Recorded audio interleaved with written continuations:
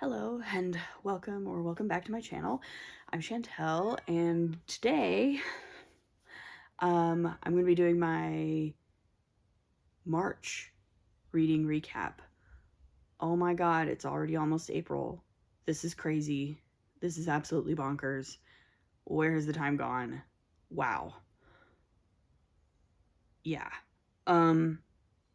Anyway, let's get right into it. Before I have a total existential crisis about how fast the time has passed. And because I want to talk about the books that I read this month. So, righto. Um, so in March, my reading did take a downturn. Um, in part because I kind of got busy with some other things in March, especially towards the end of March, and also because I read a very long book at the end of March. So it took me a couple of weeks to read that book, and that's how that goes. I'll get to it. That's fine. I still read 9 books this month, which is fine, right? That's a great number, actually. 9 books in 1 month is pretty good. The story graph tells me that I read a total of 2,287 pages in the month of March, which again is less than February by like 1,500 pages. But again, read fewer books. That's how that works. It's fine. It's still a lot, right? I'm still reading a lot. I'm still reading every day, by the way. I have not broken my daily reading streak. I'm now at over 100 days in a row of reading at least 1 page or listening to at least 1 minute of an audiobook for 100 days in a row. So that's cool. And also, I did spend a little over 38 hours listening to audiobooks in March, which is actually pretty close to where I was in February in terms of audiobooks. I believe February, my total audiobook hours was like 40. So in March, it only dropped by like a couple of hours. In terms of stats, pretty normal stats. Like, of the 9 books, 7 of them Storygraph qualifies as medium paced, and then 1 each a fast paced and one a slow paced book. Most of the books that I read this month, again, in terms of print books, most of them were in the sort of 300 to 500 page range. And then, of course, one mammoth was over 500 pages. In terms of audiobook length, again, this is pretty normal for me. Most of the audiobooks that I listened to were in the sort of 8 to 16 hour range, usually on the lower end of that scale. Most of the audiobooks I read are less than 12 hours long. And then one of them was less than 8 hours long. In terms of fiction and nonfiction, most of the books I read this month, again, were fiction. 7 of them were fiction, and then I read 2 nonfiction books. And, these are all, like, really sort of, like, yeah, this is my general reading habits, right? Like, most of what I read is fiction, but I do read some nonfiction. Most of what I read is sort of medium-paced, medium-length books, but there are some, on either end of that spectrum. Like, 5 of the books I read this month are classified as fantasy. Makes sense. I also read a little bit of romance, a little bit of history, a little bit of classics. That's pretty bog standard for me, frankly. And in terms of format, it's almost half and half. So I read 5 of the 9 were print books and 4 of the 9 were audiobooks. And again, that's pretty normal for me. I didn't read any digital books this month, which is pretty normal. I don't read a ton of digital. I will once in a while, but mostly I'll either read a physical print book or I'll listen to an audiobook. So yeah, this is pretty standard, and even like my rating average for the month was like 4 stars, which again, that's pretty standard for me. So, yeah, stats wise, it was a pretty normal month, and I'm fine with it. Like, there's nothing there that there's nothing there that upsets me or makes me think I need to do something different or anything like that. It's pretty normal. So now to actually talk about this individual books that I read this month. I actually don't have many to show you because the vast majority of what I read this month was library books. But as usual, I'm just going to go in order of when I finished them and logged them on Storygraph. So this is in no particular order, really, except chronological. The first book I read in March was actually, ironically, given that my March TBR was basically me talking about how I need to continue a bunch of series that I started instead of starting a bunch of new series. Ironically, the first book I read in March is the start of a new series because I listened to the audiobook of All Systems Red by Martha Wells, which is, of course, the first novella in the Murderbot Diaries. I've been meaning to start this series for a long time. I actually had intended to start this series this year. It was actually one of my reading challenges for the year, the Storygraph Genre Challenge. One of the prompts this year is to read a sci-fi or dystopian novel written by a woman or non-binary or gender non-conforming author. And so I put this on there because I've been meaning to start reading the Murderbot Diaries for quite a while. So I just did. It was like literally the first day of the month. It was like a Saturday. I took my dog to the dog park and checked this out on Libby and just listened to the whole thing basically on Saturday afternoon because it's so short. I really liked it. I gave it 4 stars. If you're not familiar, Murderbot is basically a cyborg. I wasn't even aware of this actually when I started. I thought Murderbot was actually just literally a robot, but he's actually I'm not sure, is actually a cyborg. So it's a construct that's sort of made of both mechanical and organic components, which is, I think, even more interesting than if Murderbot was just a robot. I wasn't horribly gripped by the plot of this novella, but I am a sucker for explorations of what it means to be human, or at least sentient. To some extent, it reminds me a little bit of like Data from Star Trek: The Next Generation. I grew up watching that one. That one's my Star Trek, and I love Data. And that's a lot of what Data sort of did, except this is even funnier. The sense of humor is really very much my kind of sense of humor. So it really, really worked for me. I love Murderbot's narration. And I just think Murderbot is very relatable because I too would rather spend my time reading or watching TV or movies than actually interacting with people. That tracks. That absolutely tracks. So I gave it 4 stars, and I'm definitely going to be continuing with the series. It was a super fun, easy, quick read, or listen, as the case may be. So I'll definitely be continuing with the Murderbot Diaries. It was very fun, and I really want to see what happens next with Murderbot. And the themes of like the way that the corporate system sort of, doesn't care about people. And so the security bots are actually not really programmed to care about people either. I think it is a really interesting thread, and I'll be interested to see where Martha Wells goes with it. So that was All Systems Red by Martha Wells. The second book I read this month was The Warm Hands of Ghosts by Catherine Arden, which I loved. I gave it 5 stars. It's more of a historical drama novel with some supernatural elements to it, rather than a fully straightforward fantasy. But I loved it. I absolutely loved it. I did a full-length review of this book on my channel, so I'm not going to say too much about it here. I'll just, link to it somewhere. And so you can watch it if you're interested in knowing my thoughts in more detail about this book. But I thought it was absolutely wonderful. The prose was great. The atmosphere was amazing. Characters were great. And I thought, it did what it intended to do, and it did it extremely well.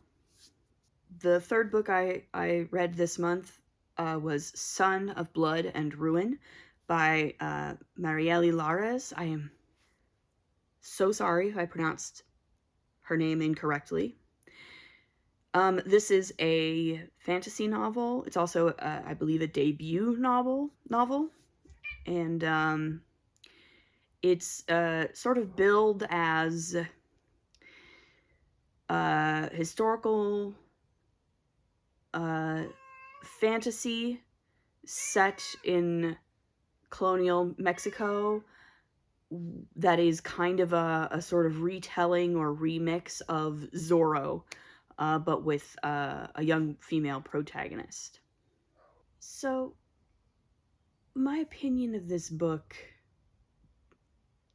is that, like, Son of Blood and Ruin is sort of the epitome of this has a lot of potential.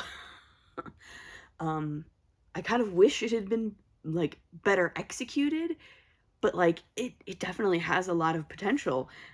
You know, I thought it was fun. The main character, I think, is pretty well written. There's a ton of great world building stuff tossed in there. I think the issues with it I have are the pacing is really uneven. I found sometimes there's stuff that feels like it's very sort of nicely paced out, and then sometimes it's like boom boom boom boom boom, and I'm not even sure what's going on anymore because stuff happens so quickly.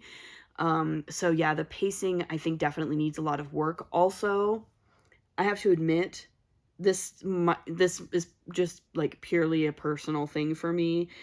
Um it's written in first person present tense. So it's not only present tense and it's not only first person, it's both. And while I'm perfectly fine with either one of those things, I read a fair amount of books in first person, I read a fair amount of books in present tense. For some reason, the two combined really didn't work very well for me, and I occasionally found it very jarring or hard to follow along because it was in both first person and present tense. It was just like I was like ultimately probably should have just picked one or the other and not done both. At least for me anyway. Like, it would have worked better for me if it had been either first person or present tense. But that's just sort of my own personal hang up, I think. Probably. I don't know. That just didn't work for me. I ended up giving it 3.5 stars on Storygraph, which is, solid book. It definitely felt like a debut novel, frankly. But I will be keeping an eye on this author in future. I'm not sure if I'll continue. I think this is the first in... I'm not sure if it's going to be a duology, a trilogy, a longer series. I have no idea. But it like Storygraph has this listed as number 1 of something. So presumably there's at least a second book that's going to be released at some point. I might check that out. We'll see. I might keep an eye on this author because, again, I think it has a lot of potential. There's a lot of really great, unique world building stuff. I love the main character. I love how emotional she is and how much emotional growth she has to go through in the course of this book. I love the shape-changing aspect of it. And the sort of the Mesoamerican mythology that is involved in it. So there's a lot of really good things in this pot. I think it maybe wasn't simmered long enough to not to belabor the metaphor. So that was Son of Blood and Ruin by Marielle Lares. And then I started to read, but DNF'd Sanctuary of the Shadow by Aurora Asher. I talked about that in another video, so I'm not going to get too much into that, but that was my first DNF of the year, as it happens. So the next book I read was Storm Song by C.L. Polk. This is the second book in a trilogy called the Kingston Cycle. And this is a secondary world fantasy that's, in terms of like sort of its technology and general aesthetic and vibe, is based on sort of like Edwardian England, but it's still very much a secondary world fantasy where there's like these magical, like almost semi-divine beings, and there's lots of other sorts of magical things going on here. I don't want to say too much about this book, except to say, well, first of all, this is a trilogy, a fantasy trilogy that is also very queer, and each of the novels, somewhat like with the Last Binding trilogy, each of the novels in this trilogy features a different queer couple, as well as having a lot of plot and a lot of world building going on. The world building, I think, is quite good. The characters are quite good. I had a good time with this. I will say that, like, personally, I gave it 4 stars on Storygraph, and I think I kind of docked a star because I think, personally, in my own experience, the plot of this one, which it involves a woman who is in a very high position of political power, um, and she's very earnest and very well-meaning, and she's very much trying to sort of fix some big problems within her nation, within her kingdom, the kingdom that she's helping to run. And I have to say, like, that's fun and all, but also, like, that's possibly the most, like, unbelievable part of the whole setup for me in this book, is just the idea that, like, basically a high-ranking, wealthy politician would actually, like, care enough about people who are not themselves, to be willing to, like, risk their power and risk their wealth in order to, like, make things better for other people. I'm just so jaded and cynical at this point about politicians that, like, I have a really, really hard time. Like, that was the thing that, like, I had a really difficult time suspending my disbelief about. But like, other than that, like, so I spent a good chunk of the book being like, what's the catch? What's the catch? At what point is she gonna be like, no, actually, I can't do this?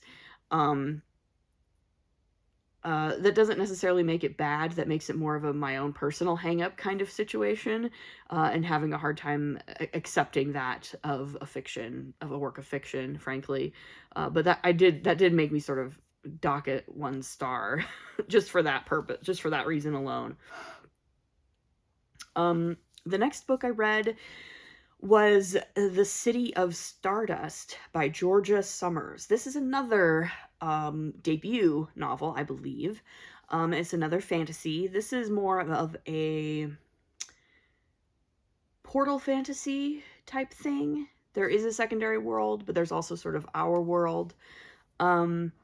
This is about a young woman whose family is cursed, and one member of the family every generation is sort of taken from them to a strange place, and she is determined, well, her mother many years ago left in saying that she was going to sort of find a way to remove the curse from the family, but she has not returned, and now the seemingly immortal being whom they owe the curse to has come, is sort of on our heroine's trail, because she's going to collect her to fuel the curse, whatever this curse is.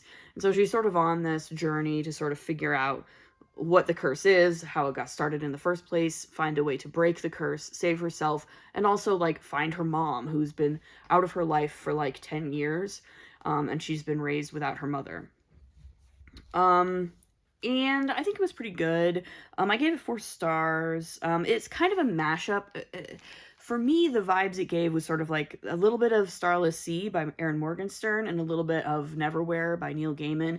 It has some pretty dark themes that struck me as a little bit Gaiman-esque. Yeah.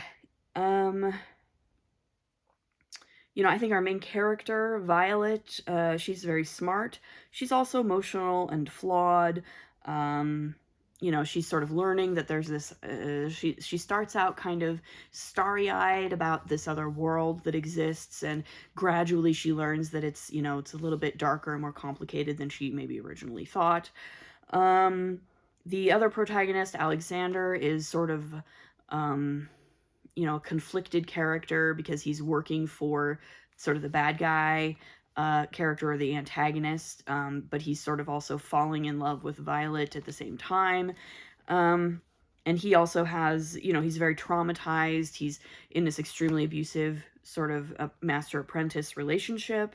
And, he sometimes does things, he sometimes does things that are sort of in the way of betrayal in terms of his relationship with Violet, because he is working for the person who's trying to kill her, basically.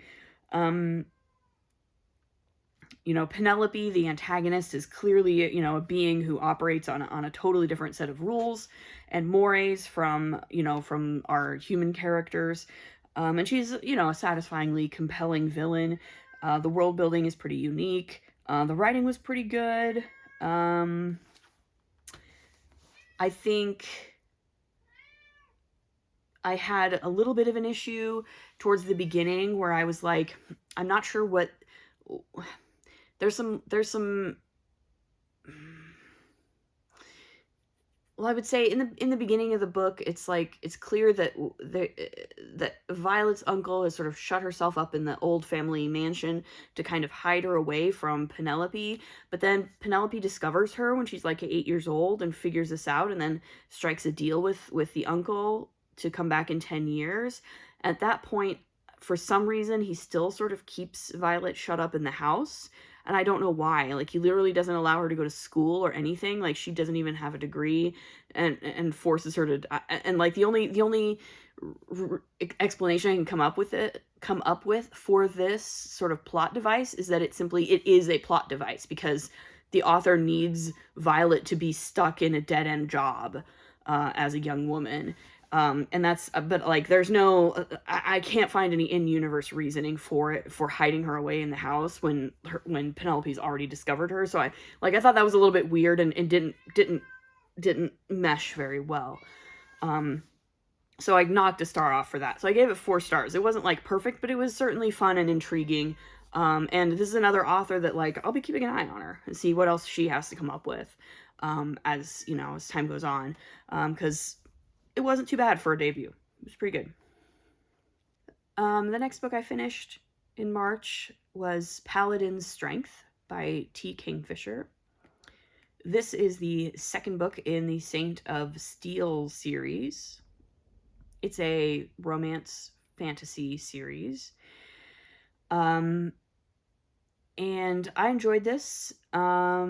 If you don't know the premise of the Saint of Steel series, the overall premise of it is basically the Saint of Steel is like a deity who has an order of paladins dedicated to him. They're actually berserker paladins specifically, and then their god dies.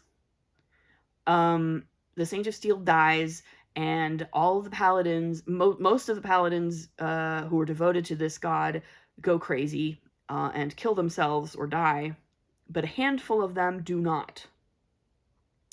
And that handful sort of become our protagonists of these stories.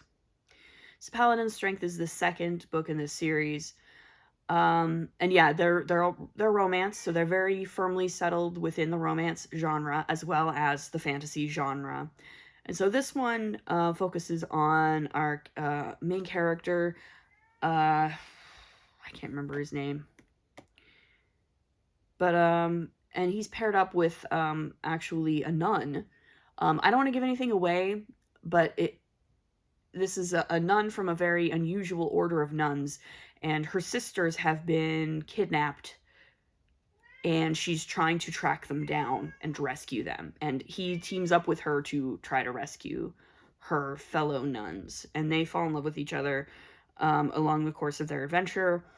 And it's really fun. Again, if you're into... It's one of those books where it's like, if you're into fantasy and if you're into romance, you would probably enjoy this, especially if you like stuff that has... that's very humorous, because T. Kingfisher's romance stuff tends to be quite humorous. It's rather adult, I would say I gave this 4 stars. I did knock a star off because I think for me, the extensive pining and lusting after one another got a little bit ridiculous over time. Like I understand in a romance novel, there's going to be a lot of pining after each other and lusting after each other or whatever until you actually get to the point where they consummate the romantic relationship. But this was kind of excessive even for my taste. So I did knock a star off of it for that. But otherwise, like, it's great. The world building is super good. T. Kingfisher is amazing at atmospheric world building, at character work. The character work is incredible. And you know, the main couples, I appreciate Kingfisher's. This very similar to the last one, to the first book in this series. Our main characters are both a little bit older. They're a little bit more experienced. They're not like 20-something super hot skinny supermodels. You know, the main female protagonist, Clara, she's a little bit on the stout side.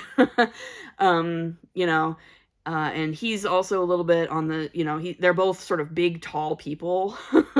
They're large, and again, they're both sort of like a little bit older, like in their 30s, approaching 40 kind of situation.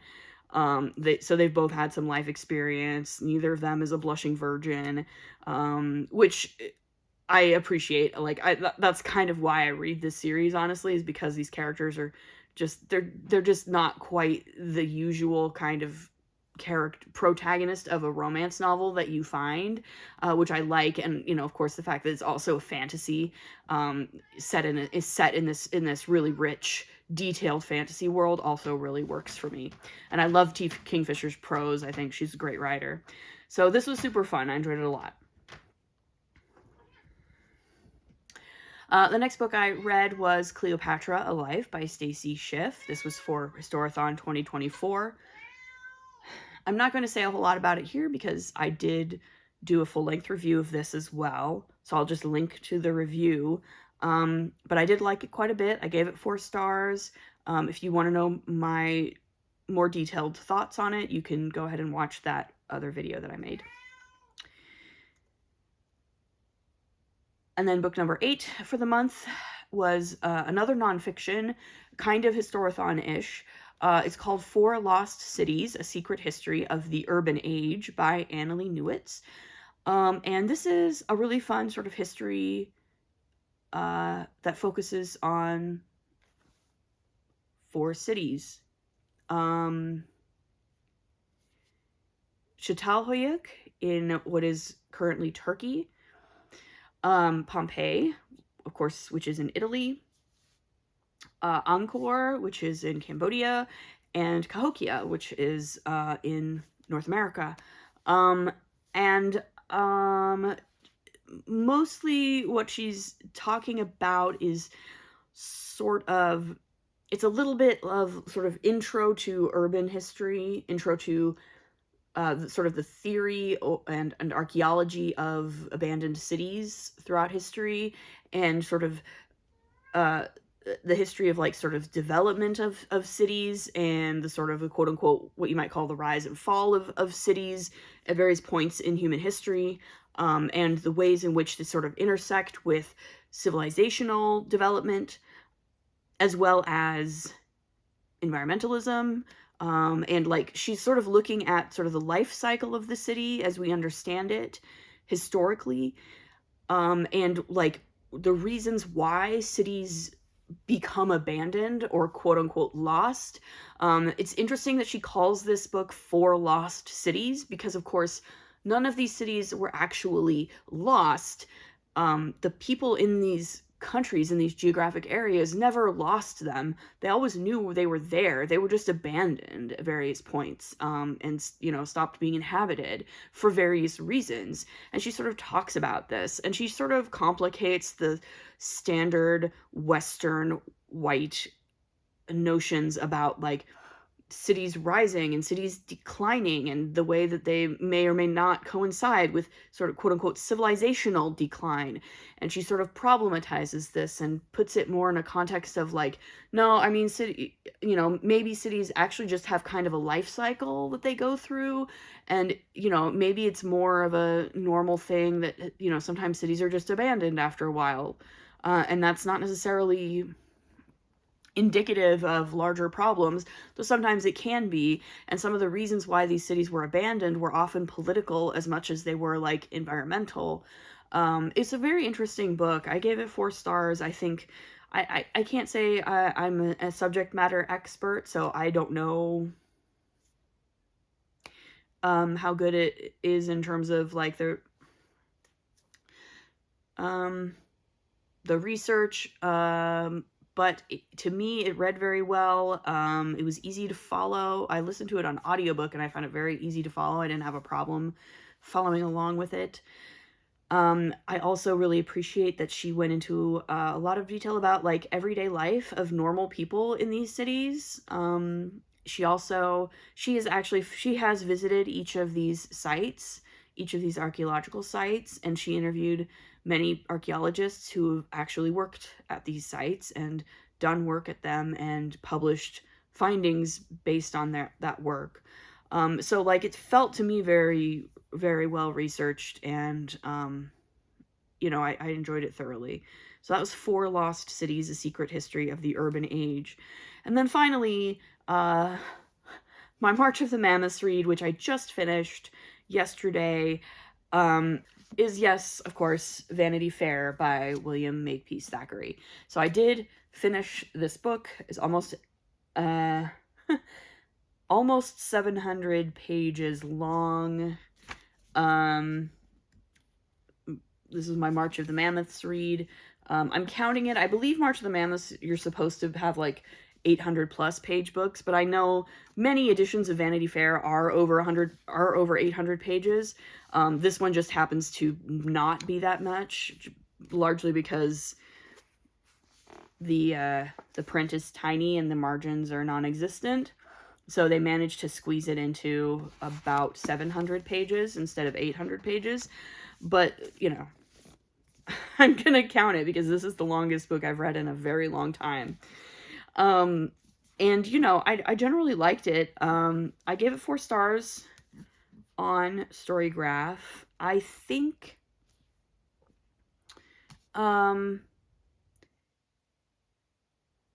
the satire in this book is quite good. It's certainly very much a book of its time in both good ways and bad ways. There's definitely some period-appropriate racism in here that made me very uncomfortable, and that's a large part of why I knocked a star off of the rating on this one, actually, because there's literally a black servant called Sambo, which is an extremely racist caricature, and there's a couple of other non-white characters in here that are all very, unfortunately, one-note and racist stereotypes. But there's also some really amazing satire in this book. There's a couple of passages in here that I feel like I need to read just to give you a sense of Thackeray's prose and what he's doing here.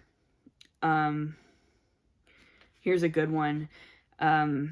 If every person is to be banished from society who runs into debt and cannot pay, if we are to be peering into everybody's private life, speculating upon their income, and cutting them if we don't approve of their expenditure, why, what a howling wilderness and intolerable dwelling Vanity Fair would be.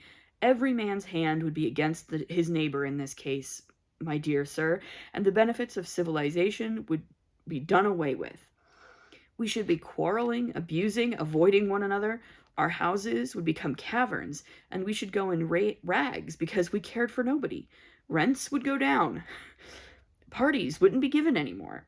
All the tradesmen of the town would be bankrupt. Wine, wax lights, comestibles, rouge, crinoline petticoats, diamonds, wigs, Louis XIV's gimcracks, and old china, park hacks, and splendid high-stepping carriage horses, all the delights of life all the delights of life, I say, would go to the deuce if people did but act upon their silly principles and avoid those whom they dislike and abuse. Whereas, by a little charity and mutual forbearance, things are made to go on pleasantly enough. We may abuse a man as much as we like, and call him the greatest rascal unhung, but do we wish to hang him therefore? No. We shake hands where we meet. If his cook is good, we forgive him, and go and dine with him, and we expect he will do the same by us. Thus trade flourishes, civilization advances, peace is kept, new dresses are wanted for new assemblies every week, and the last year's vintage of Lafitte will remunerate the honest proprietor who reared it. So that's exactly the kind of social class kind of satire that I'm really into, and found this in abundance in Vanity Fair.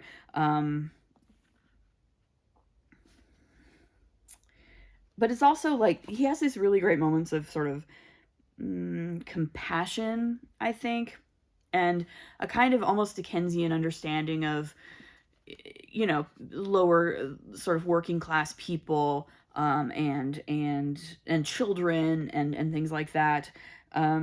This is discussing an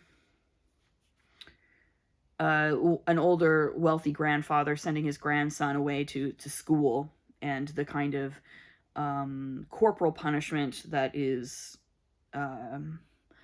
doled out at this school. It is difficult to say what good the old man saw in these combats, or, you know, the child being bullied or bullying back and getting into fights.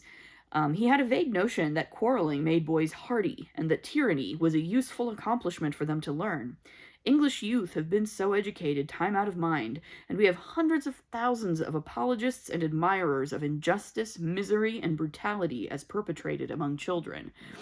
So, you know, that's a kind of an early, strikes me as kind of an early anti-bullying message. Like, yeah, maybe, you know, thinking that boys need to go to school and get into fights with other boys to toughen them up or whatever isn't such a good idea.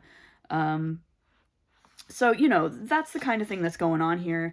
The characters are all quite well drawn. I really enjoyed Becky Sharp as a sort of anti-heroine. You know, she states, you know, I think I could be a good woman if I had $5,000 a year. I mean, yeah, fair enough. You know, that's, you know, I think fully sort of encapsulates the kind of sensibility of this novel, that, you know, the sort of the hypocrisy of the upper classes, the ways in which they are happy to moralize upon other people when they have plenty of money themselves, and this idea that, like, the way that they sort of both love and hate social climber, basically, who is very charming. And Becky herself is quite a fascinating character, I think. So I really enjoyed Vanity Fair. I'm glad I read it. Yeah, I enjoyed being able to participate a little bit in March of the Mammoths, even if this maybe doesn't technically count, since, again, my edition is a little bit less than 800 pages, but I'm still going to count it. And I'm going to be trying to read even longer books a little bit later this year. So, yeah, that's Vanity Fair. And that was the only book I read this month that I actually own. So there's that too. So yeah, that's my reading recap for the month. I think it was a pretty good one. I had a good time. My reading continues apace. My next video, I'll probably talk a little bit about my plans for April in the next video, what I'm working on for April, and also possibly the handful of books that I've purchased in the last month or so. So stay tuned for that one. And yeah, if you have any thoughts, opinions about the books that I talked about in this video, feel free to leave them in the comments below. Let me know what you read this month, if you read anything particularly interesting or cool for Historathon or March of the Mammoths, or you know, just whatever fun books that you're into right now. Let me know. And if you'd like to like, subscribe, whatever you want to my channel, that'd be great too. And we'll see you in the next one. Bye.